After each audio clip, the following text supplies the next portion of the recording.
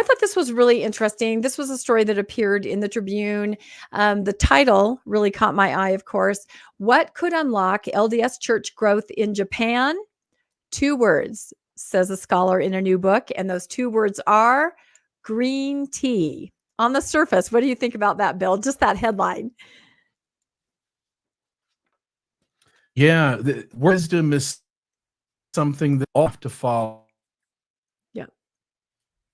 But also in Mormonism, you're also sort of aware that in various places across the world, there are different ways to interpret the word of wisdom. The church seems to be a hardliner about it in some places. Yep, no, it's true. And in some places, it has such a cultural significance that it really does have more of an impact on the members than in other places. And I think that's what we're talking about here in Japan. So this article is based on a new book, which is called, let's see, of course, that's right there, Unique, but Not Different. And it is about active LDS people in Japan. It's actually a survey, which is really interesting. And it starts out with a story about a man who's in a corporate setting, a very important meeting, and there's a tea ceremony, and he's active LDS. And of course, it's very important that he present himself, with decorum and how everyone else is acting. And what is he supposed to do? He's offered green tea. He ended up kind of pretending to sip it. And I have this slide here to show, this is pretty significant. Here you have Prince William, taking part in a tea ceremony. I pulled some other slides just from other important business meetings, and it's part of it. And when you're LDS and you have that health code, you have the word of wisdom, it kind of puts you, at a disadvantage, at odds when you're in these kinds of business settings. So, of course, because we're talking about Japan, I had to reach out to RFM, who's not here today, but in spirit perhaps. And he, of course, served his mission 1979 and 1981 in Japan in the Kobe mission. And these are some pictures of RFM back in the day. Oh no, here he is. What's he saying? Yeah. Hey, I'm about to tell that story. Do not put that on the screen.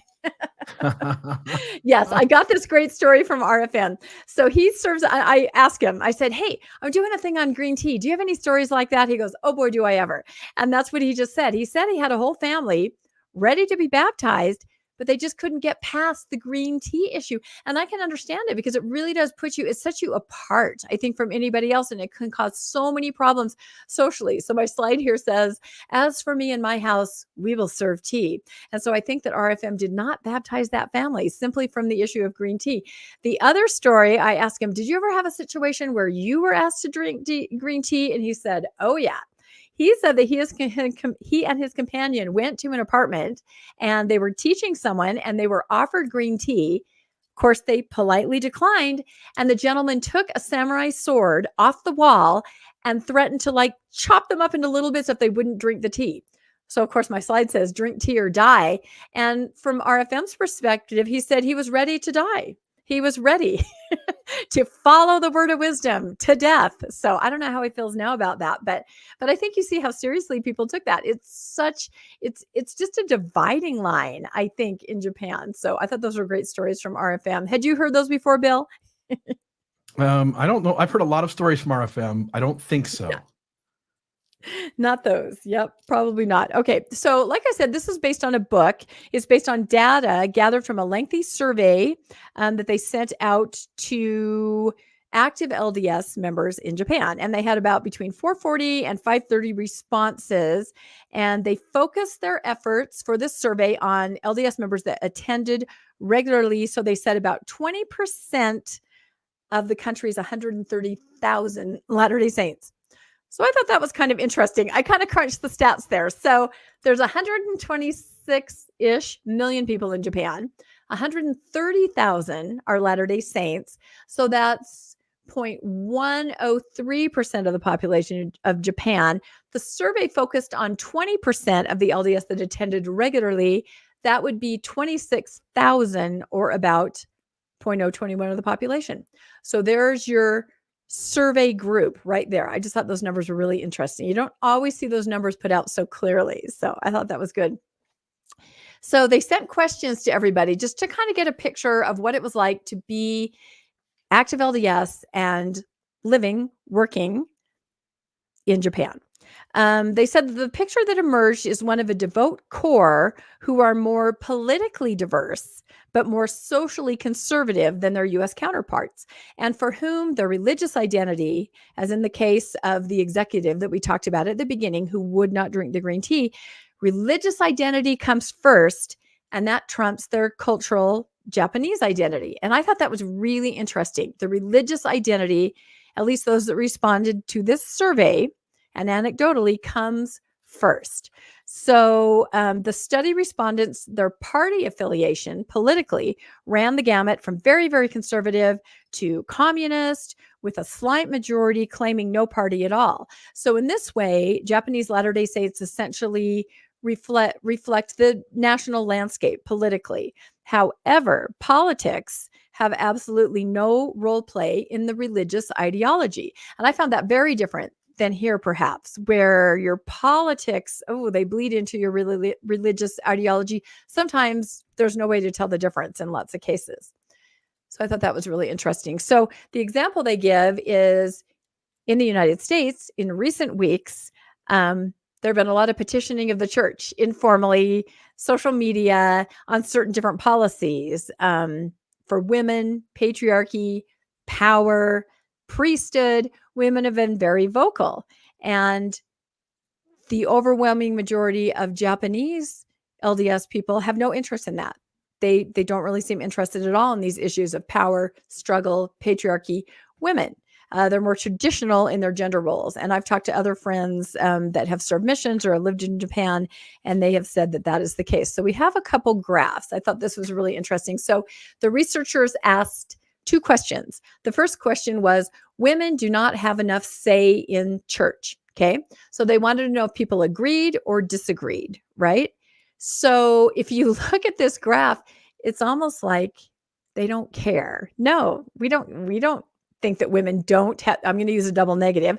We don't think that women don't have say in church. We're perfectly fine with the degree to which women do have a say in church. And that was across the board, women and men. So for example, 7% of Japanese women and men and 17 American women and men all thought that women, it was just fine. There was no issue there. So I thought that was kind of interesting. But you can see definitely the cultural differences when you look at the people that strongly disagree.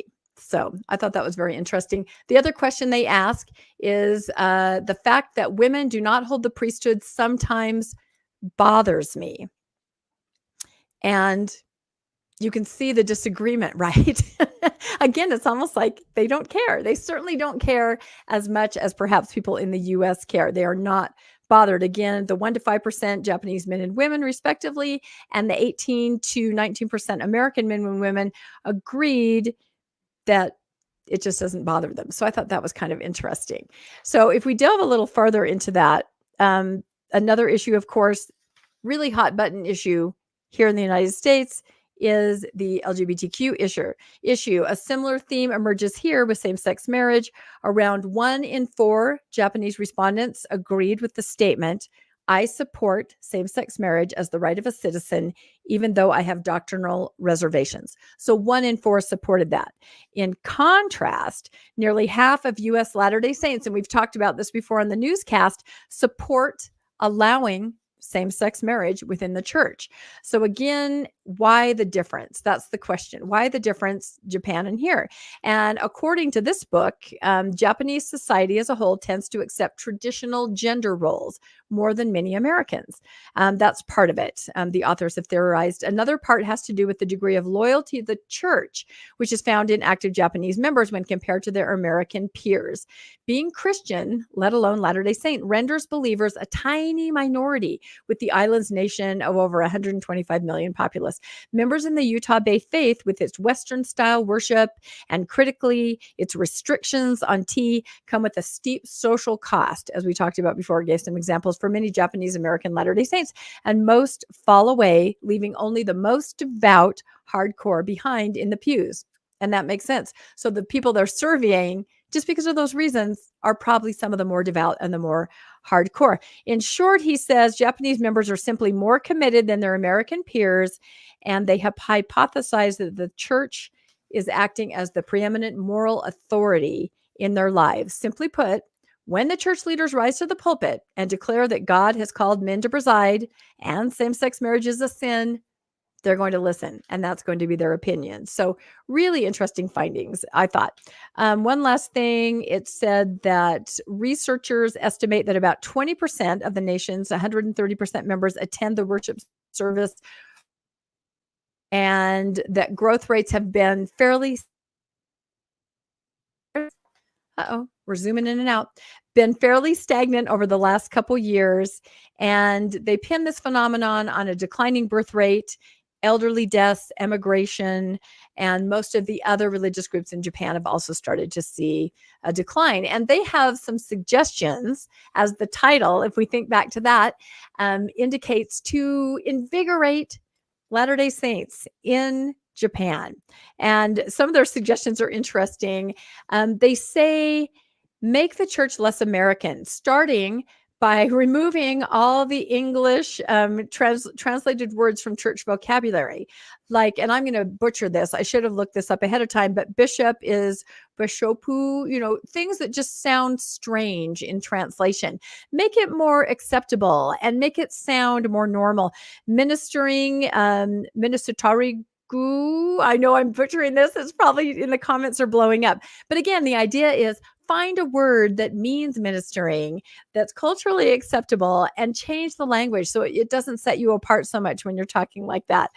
They call it a strange code-like parlance that alienates outsiders.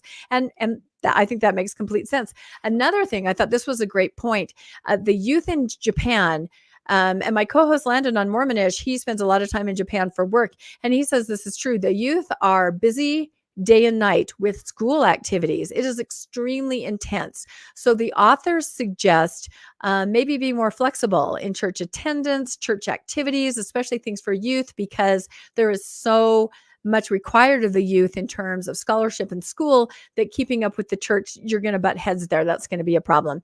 And of course, the very last thing that they brought up again is green tea. More than any other single action the church could take, allowing Japanese members to drink green tea would attract and retain more converts.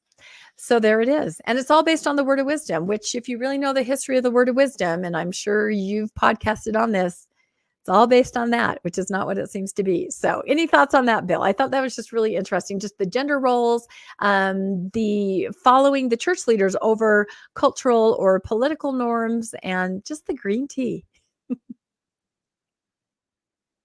It seems like in the past, the doctrine that people of color couldn't hold the priesthood and they were cursed and less valiant in the pre-earth life was a much bigger hard line to hold.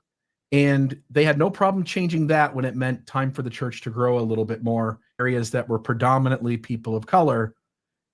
I got to imagine if they really perceived that the Word of Wisdom was getting in the way, that they would at least consider changing the Word of Wisdom to allow folks to drink tea. It just seems in 2024, the science is pretty, have health benefits to them. Yeah.